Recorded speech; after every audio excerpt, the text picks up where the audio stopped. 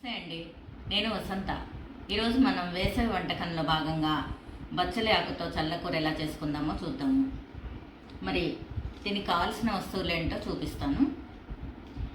సన్నగా తరిగిన లేత బచ్చలి కూర, ఇది శుభ్రంగా కడిగి సన్నగా తరిగి పెట్టుకోవాలి. ఇక్కడ ఆకులు కూడా ఉన్నాయి.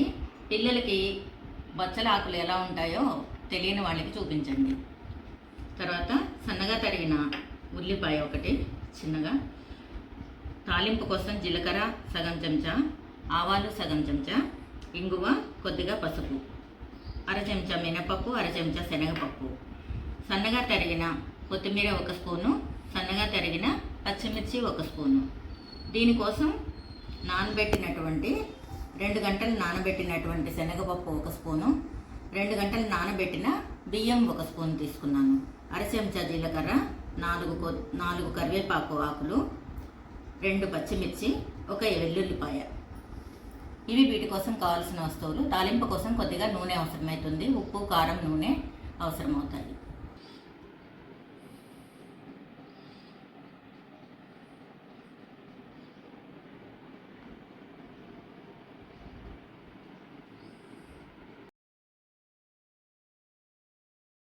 ముందుగా స్టవ్ వెలిగించి స్టవ్ మీద గిన్నె పెట్టుకోవాలి. మంటను మీడియంలో పెట్టుకొని 1 స్పూన్ నెయ్యి, 1 అర చెంచా నూనె ఇందులో వేసుకోవాలి. నూనె కాగాక మినపప్పు, శనగపప్పు దీంట్లో వేసుకోవాలి. మంటను మీడియంలోనే ఉంచుకోవాలి. తర్వాత జీలకర్ర, ఆవాలు, ఇంగువ, పసుపు వేసుకోవాలి.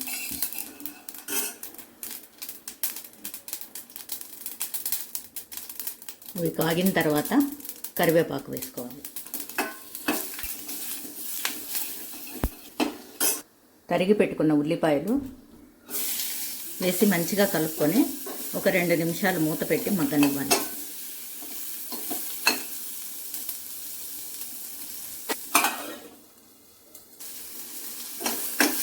ఇలా సగం మగ్గిన తర్వాత తరిగి పెట్టుకున్న బచ్చల కూరను ఇందులో వేసి మరో 2 నిమిషాలు ఉడకనివ్వాలి.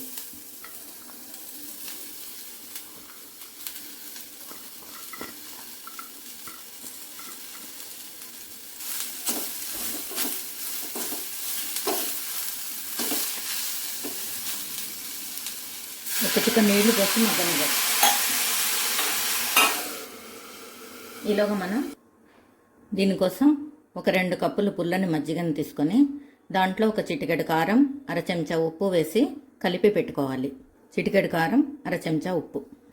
కూరని మరొకసారి కలుపుకోవాలి.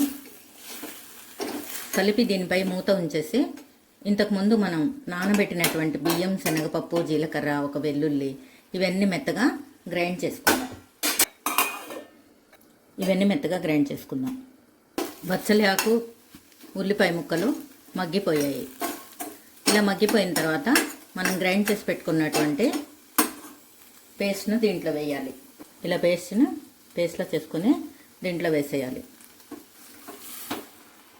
ఒక్కసారి కలిపి మూత పెట్టుకోవాలి.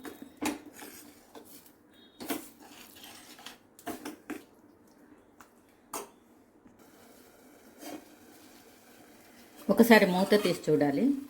ఇలా అంతా కలిసినట్టుగా మనం గ్రైండ్ చేసి పెట్టుకున్నటువంటి వేసినటువంటి పేస్ట్ కూడా మంచిగా ఈ కూరలో కలిసిపోయింది. ఇప్పుడు ఈ స్థాయిలో మనం మంటను పూర్తిగా సిమ్లో పెట్టేసుకొని మనం తయారు చేసి పెట్టుకున్నటువంటి పుల్లని మజ్జిగను దీంట్లో పోసేయాలి.